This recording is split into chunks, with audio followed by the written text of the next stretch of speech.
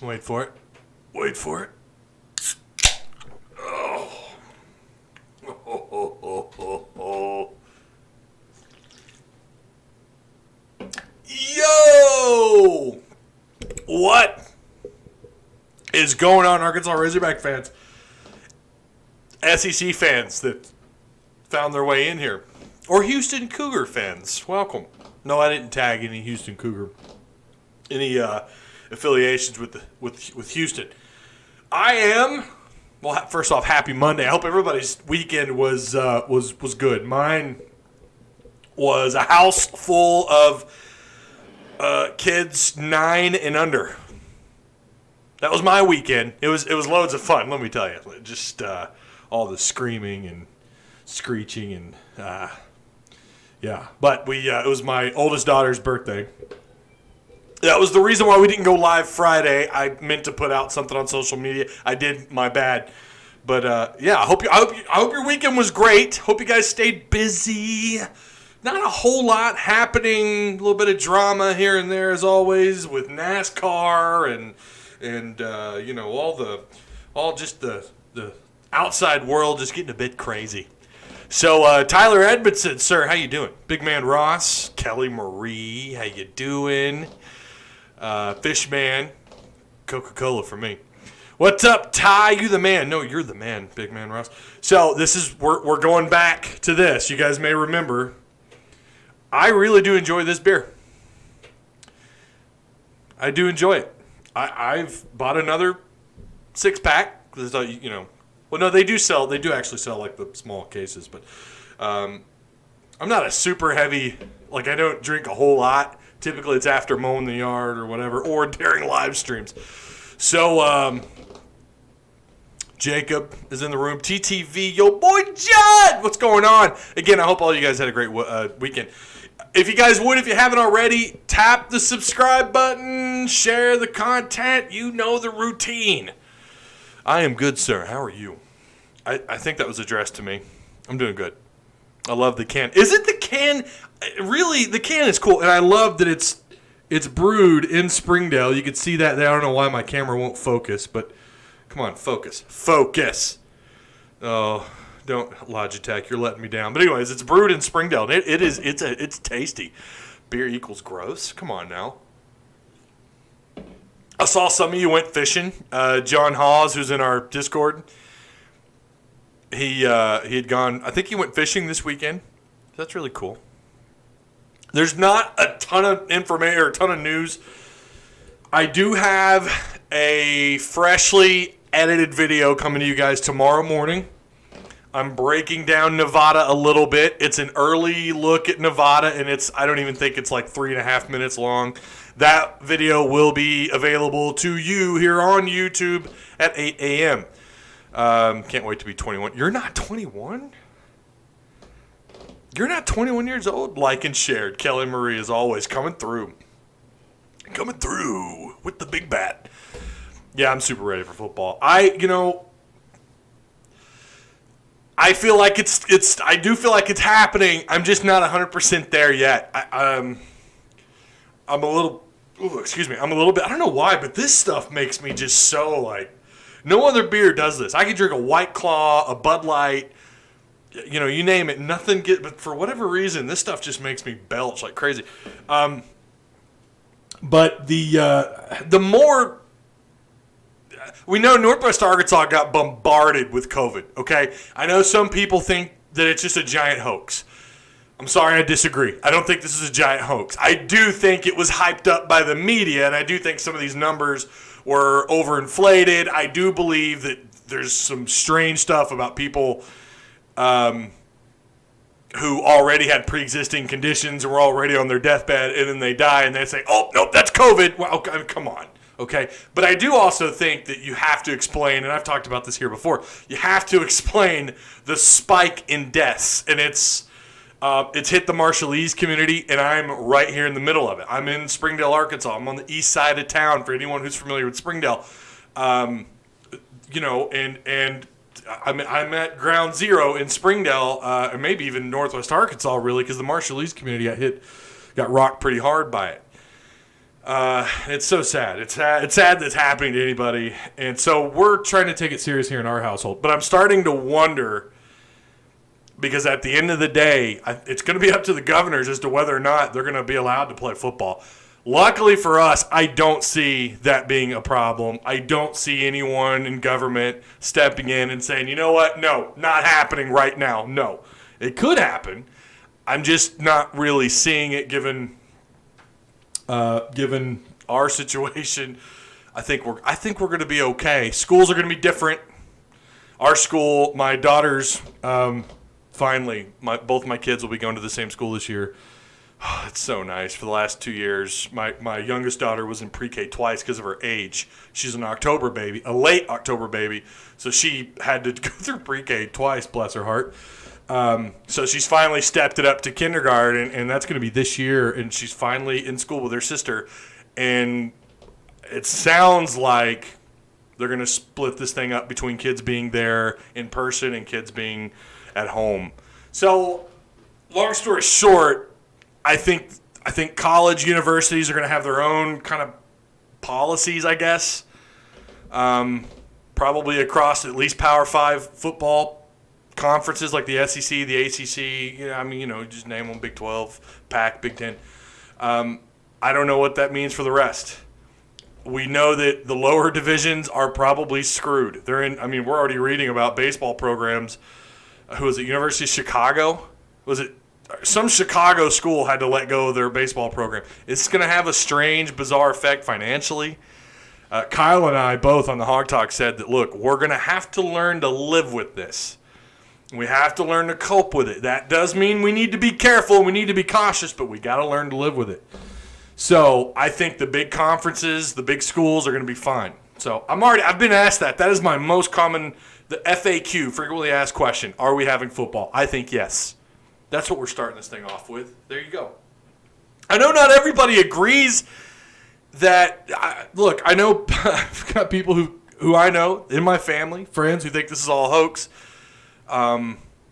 to strangle the economy, get Donald Trump out of the White House. I think there's definitely some truth to it, especially when you have these, people in the doctors who are like, no, this is not made up. So I do think we need to be careful with it. Again, I think we need to learn to live with it. Let's see. Press the like button. Oh, thank you, Tony. I appreciate that. Perks of being anonymous online. Nobody knows my age. White Claw. Yeah, I've got a White Claw here. I do. It's my backup. Look, I like White Claw. You can judge away. I don't care. I think high schools will be at higher risk of losing football season than college. They are, and I agree. I think they will, because I think some of that has to do with the fact that parents are so involved versus college, where a lot of that power is taken away from the parents. I mean, obviously, these kids are 18 and older. Most, if not the vast majority of these players, are 18 years of age or older. But when you're in high school, all the power really. Look, if a parent says, I'm not interested in having my 16 or 17-year-old participate out of the fear of catching COVID, what can a school say to that right now? That's going to be the problem with high school football, and I hate that. I really hate that. We're trying to apply for our AAA state press passes at the Hog Talk, and now it may not even matter because we may not have high school sports. Our neighbor's son actually plays here at one of he'll be going into the 9th grade here in Springdale, and their way they're conducting practices are all just kind of out of whack. Ty, I've missed the live shows. I've missed the live shows. Football season, in my opinion, 100% happening. COVID-19, biggest hoax of all time. I just have to disagree. Fish, I feel like you and I disagree more times than not, but you're still here. I'm staying away from political bias, but personally don't believe it was to get Trump out of office. But, yeah, CNN really be inflating the numbers, though. I don't think that – I don't think that – I'm just not – I guess I'm not an Alex Jones InfoWars type. I don't buy into the tinfoil hat stuff just yet. I think that there's some legitimacy to COVID, and I think it's dangerous. But I do think we have to learn to live with it. And the media is biased. We can't sit here and act like they're not. The media is absolutely biased in the way they report things. But then again, they all have their own interest and so on and so forth. Okay, let's get into the good stuff. Ty, if there is a drastic decline in high school sports, what are your thoughts on how bad it'll affect recruiting? It just depends on the areas you're recruiting, right? It depends on, if I don't know. Every state's going to handle it differently. I don't know. It is going to have an impact because coaches are left with what do you have? What film do you have to look at, right? I mean, they've already had camps either set back or they just didn't have them all together. So when you're a high school or when you're a college scout or you're a positions coach, you're a head coach, and you're looking at film, and if you don't have a senior season where you don't get to see that player's development, you don't get to see the things when you compare film. And I can remember Petrino talking about this, comparing junior and senior film, and you could see the little. Now, Petrino was I guess he was a perfectionist and looked for every little bit of detail. You don't have that ability when you don't have senior film. It's going to complicate things.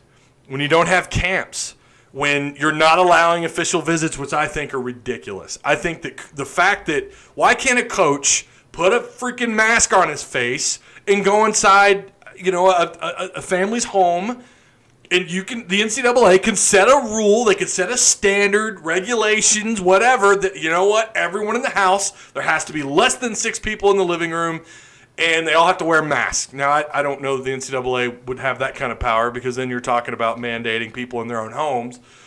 But at least for the coaches' sakes, I don't understand why. I mean, they're opening up small businesses as they should, in my opinion. Why can't a head coach and the positions coach that kid's going to be reporting to that positions coach and that head coach? Why can't they sit in that living room and have that conversation with that young man? And I get it too. There's some legalities involved, right? Like what happens if the coach takes his mask off and then everyone gets COVID? I get that. Maybe that is why. Maybe they're just afraid that no one's going to follow the rules. The problem is COVID's not going to just disappear overnight. We're going to have to learn to live with it. We're going to have to figure something out that says there's risk involved. Sign here. Waiver any. You can't sue us or you can't hold us responsible. There are risks involved. Do you wish for this official visit to happen? Maybe that's the route they could take. I just think it's a shame. And again, to your question, it's a really good question, actually. I hadn't given that a whole lot of thought, to be honest, about how this is going to impact the ability to recruit these kids if you don't have a senior season. But I'm telling you, as unorthodox as this year has been, there's a lot of other way more important things going on than sports, but my God, do we not? We need sports now more than ever. We need to take our minds off of all this stuff, but if COVID has its way, if certain people have their way, it may not be the case, and that's really unfortunate. But I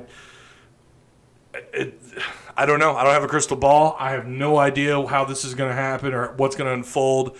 I think it was Danny West. I believe it was Danny West on Twitter either yesterday or today that had said that when we do get it back, it's not going to be the same, and assuming you don't have a 2020 season. And I don't think that is probably the truest thing you could read on Twitter today. If you don't have football, if you don't have basketball, if you don't have sports, I heard the MLB is talking about like a 70 game schedule. Like what? What is the point in that? What's the point? No, I had thought about that. My dad had that discussion. Of course, we're big Cardinal fans. We want baseball back, but 70 games? So no matter what happens from here on out, the game is it's already been affected based on all this off-season nonsense. Again, just how unorthodox everything has been. Yeah, this is going to be something that has an impact for years. It will set other programs back for a really long time. And that also, as I'm doing all my research, and I've done quite a bit. Like I said, I've got that Nevada video coming out tomorrow. Here's some of the work I've done here. That's just one of the pages. Oh, there's my kids' drawings. Look at that. Isn't that cute? That's my kids' drawings there on my notebook. But as I'm sitting here doing this, I'm like, Sam Pittman, this is what he's walking into. This is what he's inheriting. a football program that's been lost for the last 3 years, maybe 4 years, sort of. 4 wins in the last 2 years. Oh, and by the way, here's this other massive load of problems. It's COVID-19 and the effects that it's having. It's already had, and the effects that it will absolutely have, even if you have a season. It's hard to look at. It's really hard to sit down, do this research, look up as much information as I want, but all of this may not even matter because this guy's never been a head coach. Sam Pittman's never been a head coach. He's inherited a mess, and here we are. I really don't know what's going to happen this year, by the way, and that's the other thing that we've discussed a little bit in our Discord chat about how many SEC wins, because I had made that argument, I had made the statement on the I think it was Friday show on the Hog Talk that, you know what, I don't know that I see any SEC wins yet. I'm not there yet. I've had some people ask me about that. It has a lot to do with what you're walking into this year, and I don't know, man.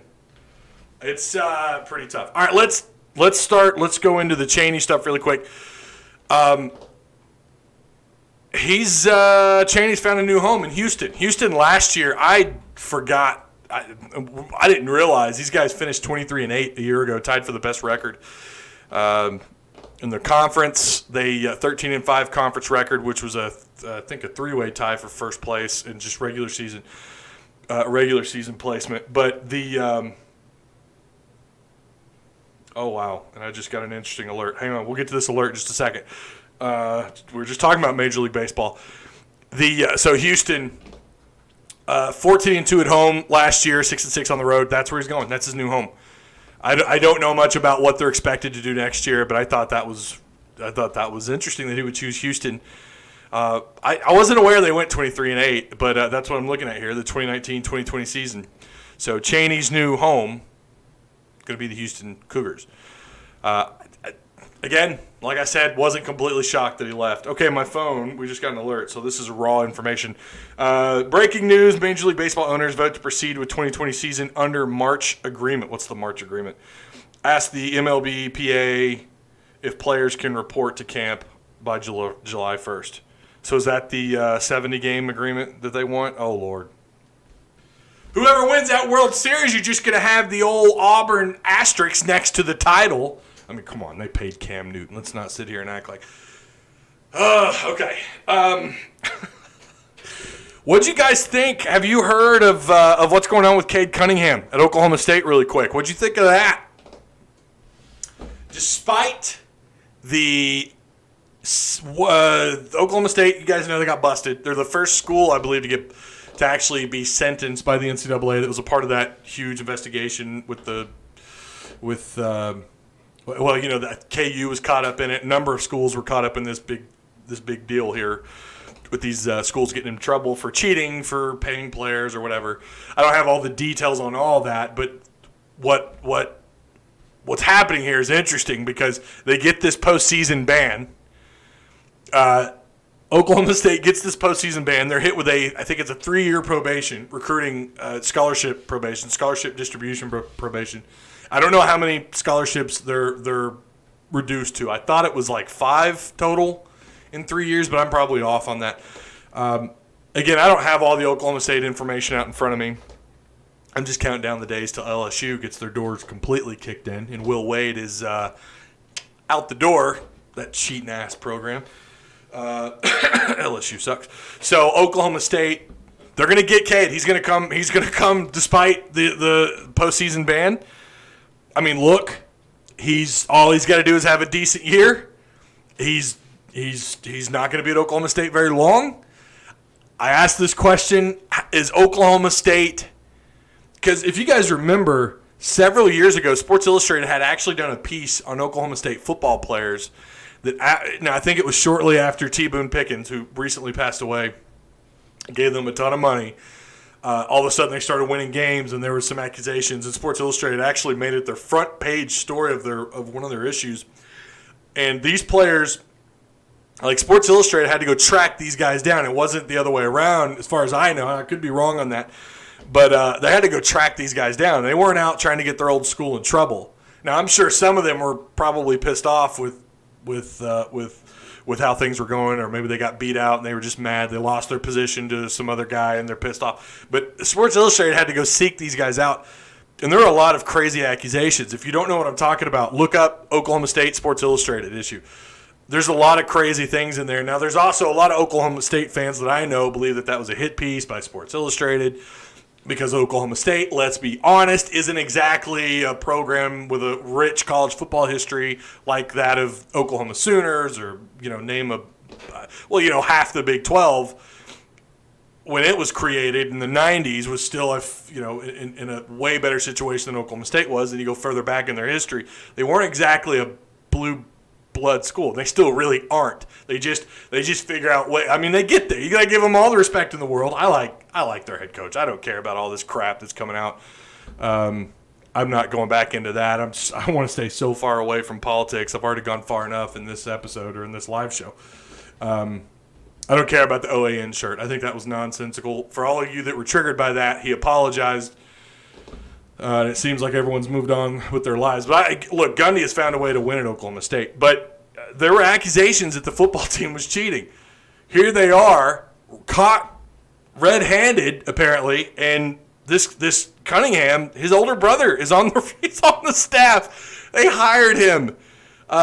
Sounds familiar, doesn't it, Arkansas fans? Monk. Ooh, what happened there? But didn't work out, did it? So he's going to go. He's going to go. Who cares? He's going to go play his games, and he's going to go on to the next level. I don't know what he's thinking. I would at least want to go somewhere, assuming we have a regular college basketball 2020-2021 season. I would want to go somewhere and compete at the highest levels and have some postseason success somewhere. Oklahoma State, I don't know. Now, their basketball program does have good history. Sutton did wonders for them as well. They have a wonderful, I think they have, 6? I think the same amount of Final Four appearances as Arkansas. I think they have 6. But, yeah, so I found that interesting. He's going to stick with them. I'm sure the brother, it worked out for them. Oh, the irony here. Yeah, so good for Oklahoma State. Hey, you might have just an excellent regular season, and it's over. Your year's over. It's all for nothing. If you're an Oklahoma State fan, you got to be like, damn it. Why? Yeah, their scholarship probation, I think, is 3 years. I don't know how many total scholarships. Someone's probably already answered in chat, but I have my notepad up. So, yeah. I think we talked about we had some. There's not really a lot of recruiting information out right now.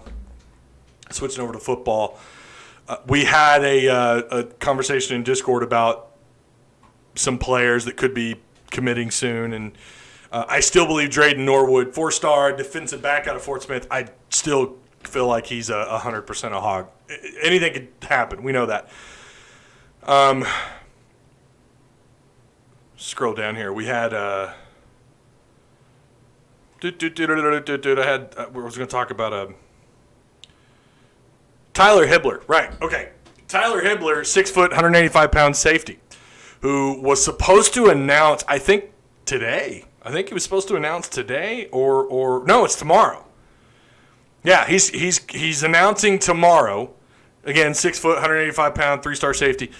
Has some pretty good offers. I don't know, again, we talk about committable, non-committable, but he is announcing tomorrow, exactly 11 and a half hours from now. He's out of St. Louis, Missouri. He's the 13th ranked player. Well, actually, he's 9th according to the composite, 9th overall player in the state of Missouri. He is now trending 100% crystal ball to Mizzou.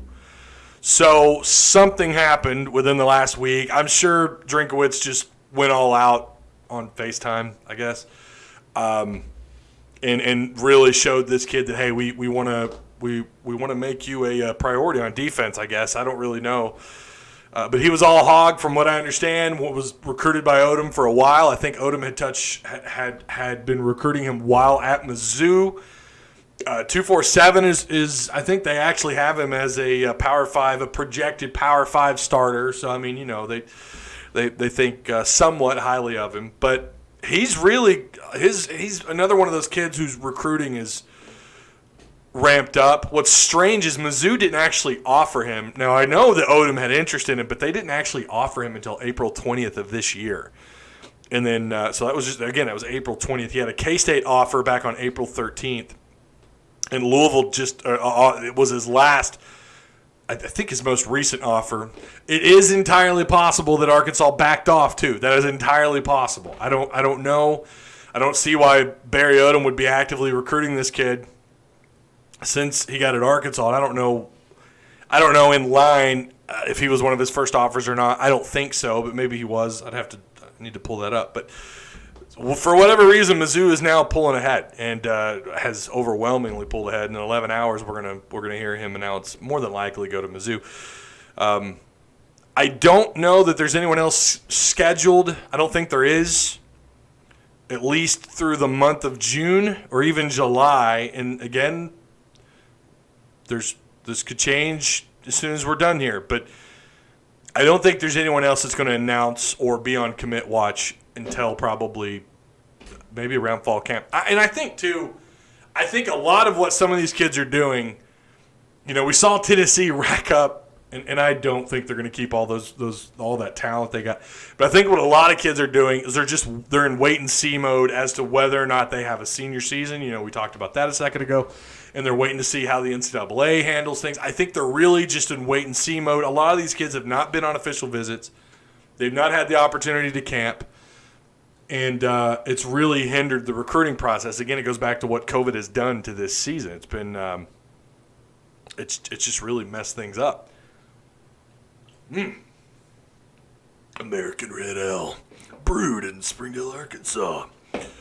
It's good beer. If you got it's worth it. If you like a red ale, American Red Ale, give it a shot. It's not too bad. So I don't think there's anyone else on commit watch that I'm aware of. Someone had asked again in our Discord who's someone to keep an eye on. Now, Arkansas has currently, technically, they have one running back committed, and we know that they've got a big time athlete committed who's expected to play running back at Arkansas. But I do think there's something interesting going on with Cameron Valdez. He's a 4-star. I think he's a 4-star basically across the board everywhere but 247. He is 100% expected to go to Texas Tech, but that he still has interest in other schools. Now, I don't have all his 40 times and stuff in front of me, but Arkansas did not offer him until February. Well, I say until. That's been several months ago. But Arkansas offered him in February 27th. This is a kid that is explosive out of the backfield. I'm trying to pull up his. And of course, there's no visits scheduled right now. He did go. His last unofficial visit he went on was to TCU back on January 26th. Obviously, COVID kicks in. No visits have been made. So I would argue you might keep an eye on him because there's mutual interest still between Arkansas and Cameron Valdez. I don't think he's eliminated them yet. I'm sure he'll get some pressure to eliminate some schools, and maybe he will narrow down his list and take Arkansas off his list. He was just offered by Iowa State, as a matter of fact, June 18th. That was his last offer. Before that, it was Arizona, and then, like I said, Arkansas back in February. But so I would keep an eye on him. I don't think that he does. I think he's 100% to Texas Tech as of today. But again, it's worth noting that Valdez supposedly still has interest, and that Arkansas does as well. And when the NCAA allows for in-home visits, allows for the players to visit the universities, maybe things change. Valdez, you're going to make room for. From what I understand, they want 2 running backs. They want 2 tight ends, 2 quarterbacks. I've been saying this now for a while, and so far that's exactly where they're at. But they will make room for someone like Cameron Valdez. This kid is big time. He's the top 50 player in the state of Texas. He's a top 20 running back out of the 2021 class. Don't think it happens. But if things change, these visits are allowed, he could be one of those kids you see flip interest to God knows where. I mean, he's still getting offers, and he's going to continue to build up offers. Let's pull up the old. See, did we have anything else? I think we basically covered everything that we were going to cover. Let me. If you guys have any questions, let me get to live chat here. Okay. Malik who? Cade will flip. Didn't he sign? Didn't Cade sign though? Technically, I thought he signed. Malik Monk. NBA Twitter blew up over it.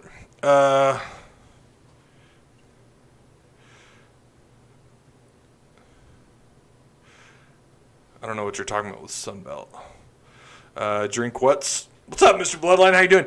Arkansas beating Mizzou at Arrowhead this year. Mark my words, boy. I don't know. Maybe.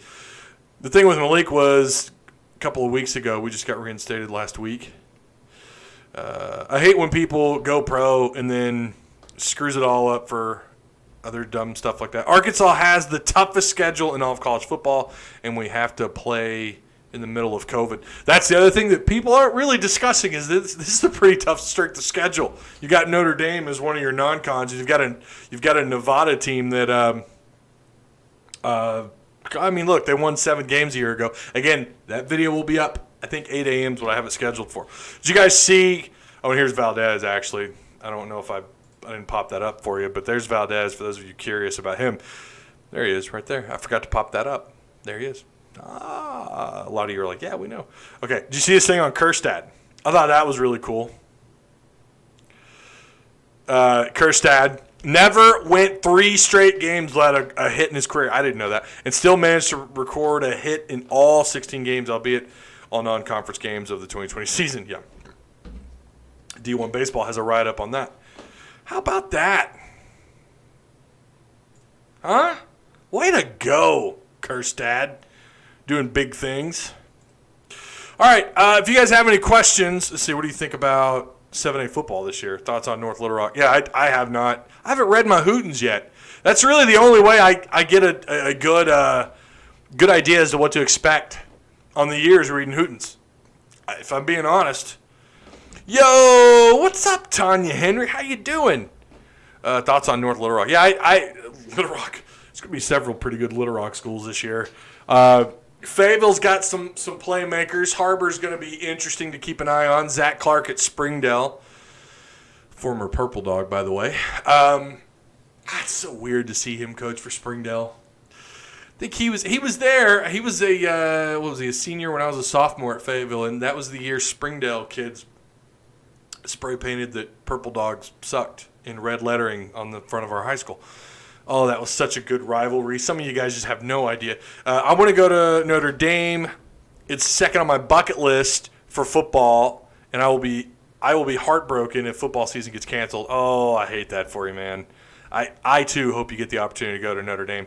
And, this is it. Like any Hog fan that's look, I know some kids, especially around here in Springdale, that are diehard Notre Dame and Hog fans, and this is like the opportunity. I mean, Hogs playing the Fighting Irish, in a place built on legends, right? And there's your year, and it may there's a possibility it may not happen. Ty, how do you think Mizzou Tigers perform this year?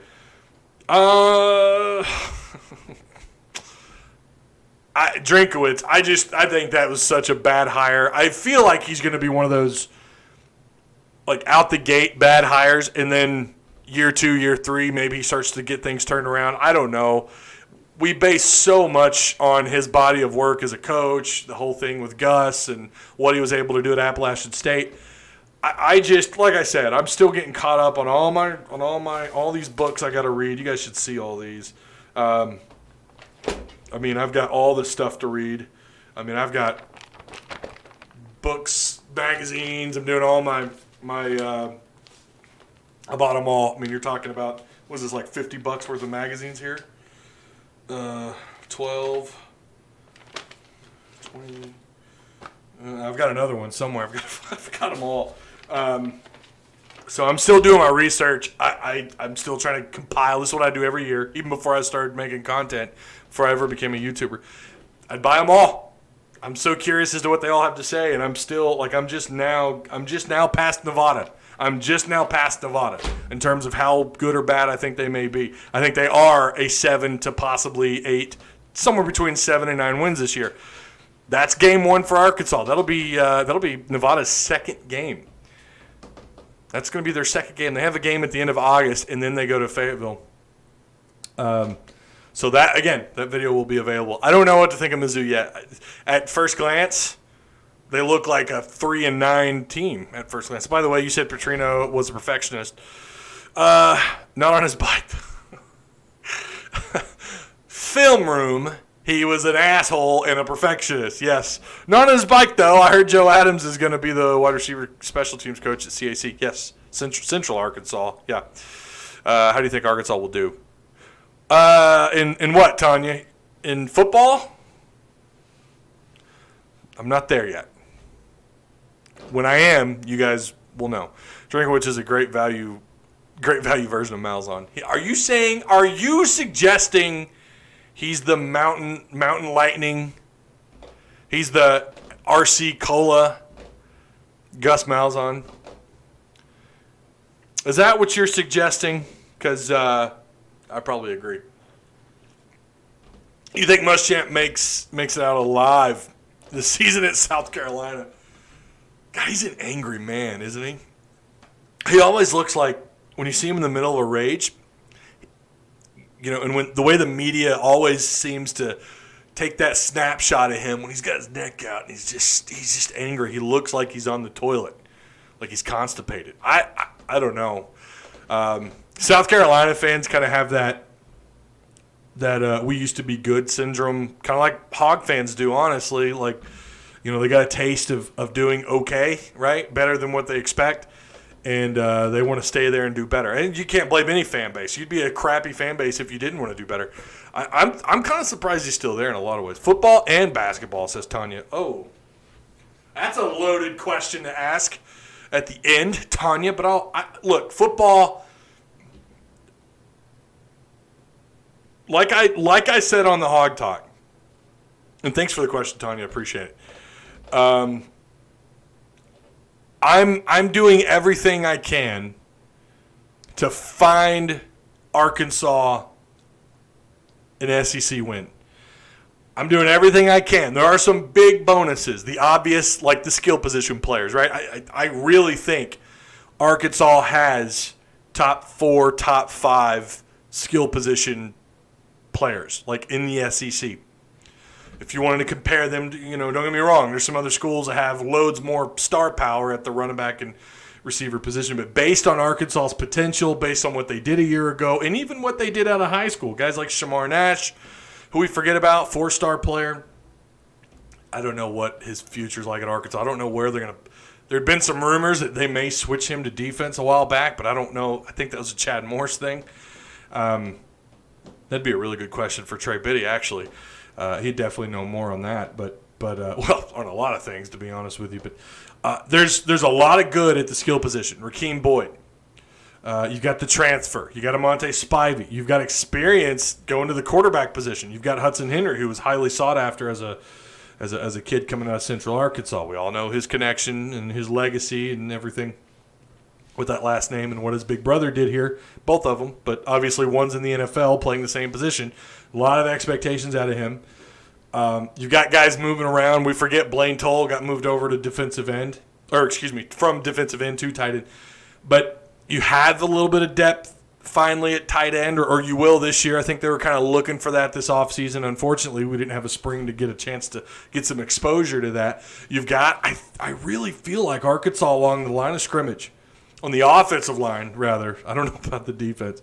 On the offensive line, this is probably the best offensive line Arkansas has had in 3-4 years. Now, that's not saying a lot. Ricky Stromberg, in my opinion, is a future, I'm not going to say first rounder. Pinto said that on Twitter a little while back. I don't know if I'm there yet, but you never know. He's tacked on some weight, and he's expected to put more on. Stromberg, that middle of that offensive line, the interior part of that offensive line is going to be the best that it's been in years. Since, well, I mean, to be fair, Ragnow was the only good piece when he was here his last couple of years. But you've got a stable situation, hopefully, in Felipe Franks at quarterback. Now, there are people that believe he's going to walk in and be overwhelmed. I don't buy what. Like, your younger quarterbacks are just not there yet. KJ and Hornsby and guys like that still need work. Hornsby's coming in fresh. It's just when you switch to the defensive side of the ball is where everything changes. Guys, on paper, I don't know what there is on defense. I know we're all hyped up about the freshman safety coming in. But when that's your hype, when we're talking about, that's your freshman, he's going to be your guy at safety, he's going to change, he's the man.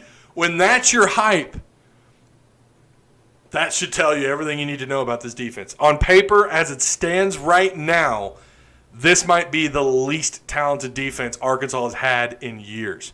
This is the worst defense. And again, based on what we have seen and based on just where you want to project these guys and the performance. Yes, I agree with everyone about Chavis and the staff that was here for those 2 years under Chad Morris and how there was no development. But that is a part of the problem. That is a part of the process. It's not all on the kids. It's not all on these guys on defense. But there is such an issue right now with real talent and guys that have been developed. We don't even know. So then you couple that with the unorthodox offseason you had. It's a perfect recipe for a nightmare. It's all the ingredients you need for an atomic bomb drop on this defense. Luckily, the redeeming thing about this defense, that staff is legit. That's what kind of balances this thing out a little bit. You've got Odom. If there's anybody you want to look at and say, okay, I need you to straighten this defense up and you got a short amount of time to do it, Odom and this staff they've got together is, it's, in my opinion, probably one of the better staffs in the SEC. Like top 4, top 5. That's the balancing point. But talent, I just don't think it's there. You're gonna have to get Odom to get every ounce of whatever these kids have to offer.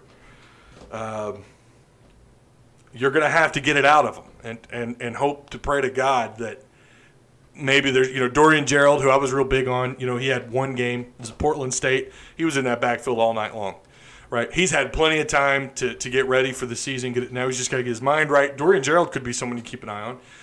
Mathew Hestand, I'm real big on him as a true freshman with a club on his hand. This guy saw the field, rotated, played quite a bit, made plays. There is definitely some pieces there. Bumper Poole, I think, is maybe one of the most underappreciated linebackers in the SEC West.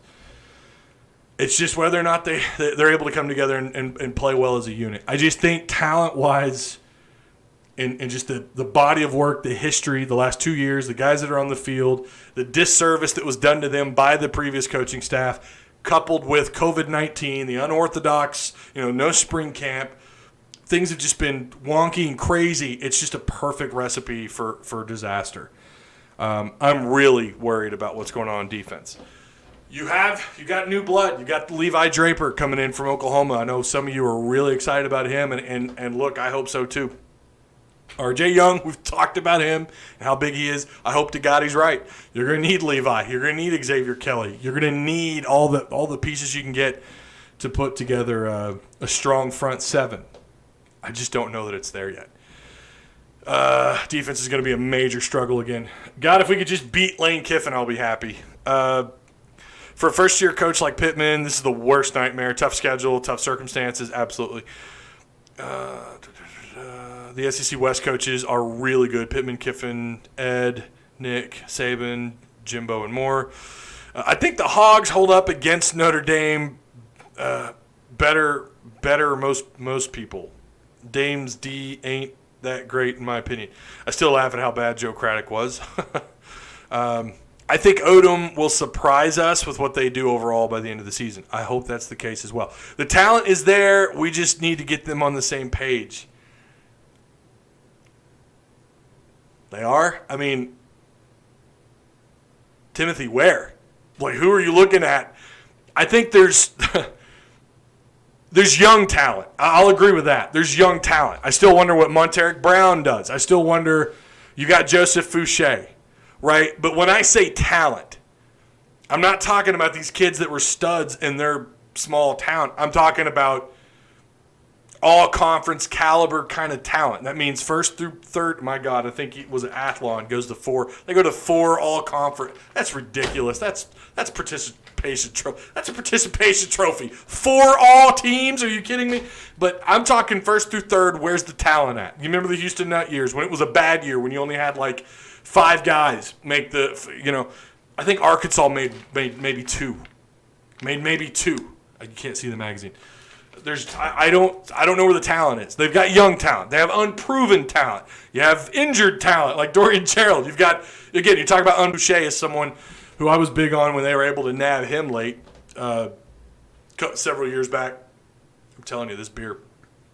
But his freshman year he caught a little bit of heat. But he was a freshman. I never understood that. Sophomore year, we started to see it. And here he comes. He might actually be pretty damn productive this year. I'm really excited about Fouché. But where is he in terms of what we look at? When you look at is he good for an Arkansas player or is he good for an SEC defensive player? I don't know if he's there yet or not. We'll see. Maybe this is the year for Fouché to really stand out. I don't know. I'm still excited. There are pieces, again, that we didn't get a chance to see much of last year or the last 2 years.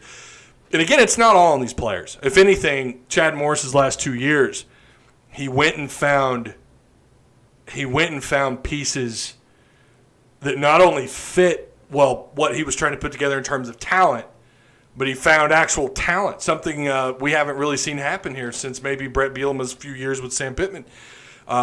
It put together some great classes, but then what you have to identify is talent. What you have to identify, it's not just the stars. It's just their body of work and based on what they've done since they've been here.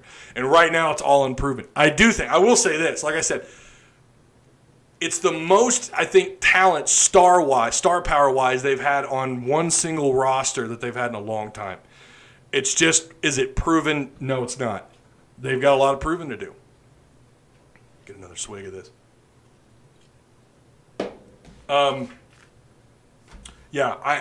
It's unproven. I don't know that this is going to be the year that anyone is going to really stand out. I think this first year, as far as I can tell, it's going to be pretty tough, just because of how unorthodox everything is. I really feel like everything's building up to Pittman's second year, because that's when hopefully you're a little bit more stable at quarterback.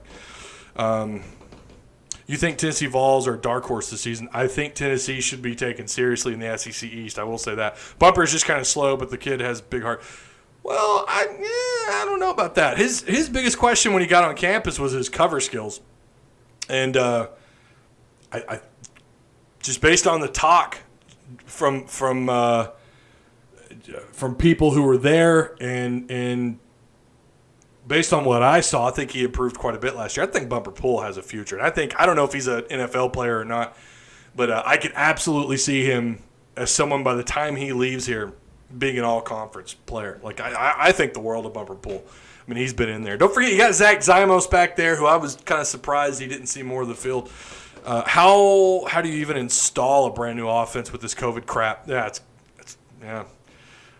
What do you think about Grant Morgan? That's Hart. He's a Morgan. That's all you need to know. He's a Morgan. Don't count him out. Coach Odom has proven to be able to put disruptive talented defenses on the field using predominantly 3-star players. And that is very true. What he was able to do at Mizzou as a defensive coordinator, what he was able to do it everywhere he's been, is he overachieves.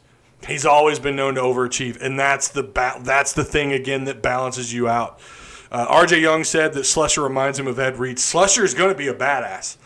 There's no doubt. Kyle and I both agreed that's the guy that we expect to be like a rookie MVP this year. But again, that tells you the state of things on defense. You're going to have to ask that of a true freshman. That's not a good sign. But again, you couple that with Odom, you couple that with that staff. Oh, man, who knows? Let's see. 5 to 6. If I'm wrong, I'll pay you 20. Oh, 5 5. I see what you're saying. 5-6. Okay, Tanya, I'm sorry. Again, I'm not there yet. I don't know. At first glance, in all honesty, Arkansas looks like they look like a 3-9, 2-10. I don't know that had COVID not happened, if that would be the same, the same thing. And I know people are going to say, well, but other coaches are dealing with this as well. Yeah, they are, but there's only, Ole Miss still has, regardless of how they got the talent, they still have better talent. They have a head coach that has experience, regardless of what he did at Tennessee or what happened to USC or what happened in Oakland when he was the head coach there and he clashed with the front office. Everywhere he goes, it just seems like nobody likes the guy. What was he, flirting with Saban's daughter or something? I remember that. But everywhere he goes, he's at least stable. And so you have him taking over a bought and paid for roster. I think they're in a better position than Arkansas is. And then you have Pirate at Mississippi State. I think they're between 5 to 7 wins this year, and I think I don't know, that's going to be a tough pull. They also have better talent because of who their head coach was 2 coaches ago. They still have some of that talent on campus, by the way. For the season 2, let's see, for this season to be a good season, you have to beat the shit out of Ole Miss and beat the shit out of Mizzou and Arrowhead. Oh, wouldn't that be great, though? Wouldn't that be great? And if you're wrong, I get 20. I'm not making any bets, Tanya. I'm not there yet. If Arkansas goes 2-10, do you think fans will turn on Pittman? No. Pittman's a lot more likable than Chad. His personality is that of a sweet guy, right? Like he's from here. He's got that Southern talk. I say he's from here. He's from Oklahoma, but he's close enough. Eastern part of Oklahoma. He's likable. Chad, it's just like everything came out of his mouth was BS. No one bought it. Nobody bought what that guy was selling. And we saw how that fell apart. You couldn't fault Chad for 2-10 year one, and we didn't. Don't care what people think of him now. After that 2-10 season, I can't tell you how many filtered comments I had tell me to blank off because I was being too hard on Chad Morris. I had a lot of them. I had a lot of people on Twitter, Facebook. We didn't have Discord at the time, but I'm sure if we did, I'd probably catch heat there. Chad Morris was given the excuse of, well, look what he had to deal with.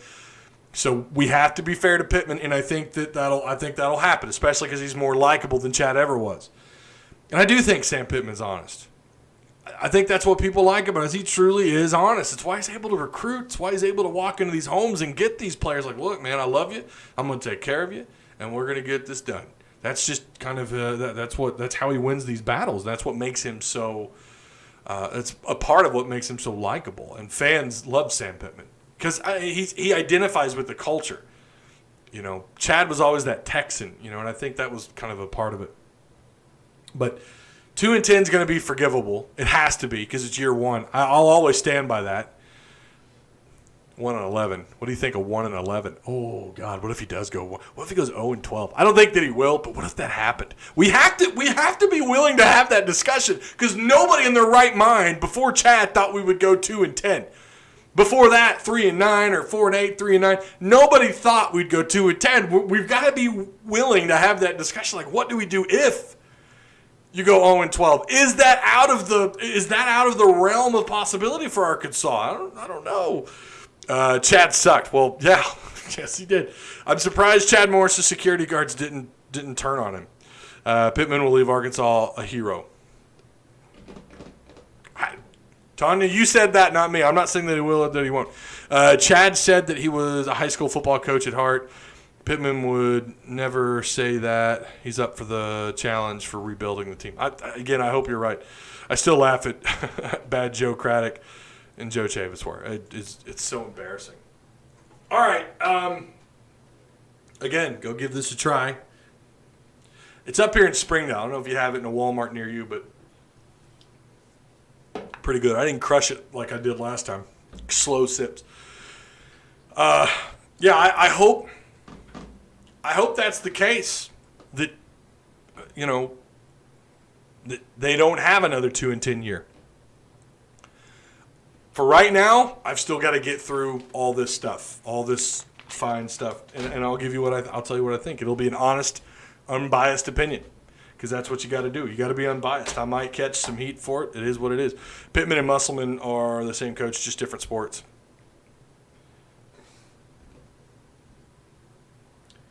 I don't know. That might be a stretch. Thanks, Ty. Good stuff. Appreciate it, Fish, man. You're awesome. Celtics, we'll have to agree to disagree. Not that they aren't capable of being great coaches. I just don't see that they're the same at all. Musselman has the energy of like my 8-year-old, or my now 8-year-old daughter. Like, that guy's got unbelievable energy. Known for having a real high IQ for the game of basketball. Sam Pittman's just a country boy who knows the game well, but he knows it especially along the line of scrimmage. Personality-wise, they're just different. I don't know. All right, you guys, that's going to do it. I appreciate you stopping by. Remember to like, comment. Not comment, sorry. Like, share the content. Check out the links down below in the description box. To all the Patreon supporters, thank you guys so much. To anyone who's thrown a buck or two into the PayPal, shout out to you, and to all of you in chat. I really do appreciate it. Don't forget, tomorrow, I think 8 o'clock, you'll have the brief look at Nevada. So that video will be available for you tomorrow morning. So stay tuned. We'll pick soon. We'll see you guys probably Friday. See you guys.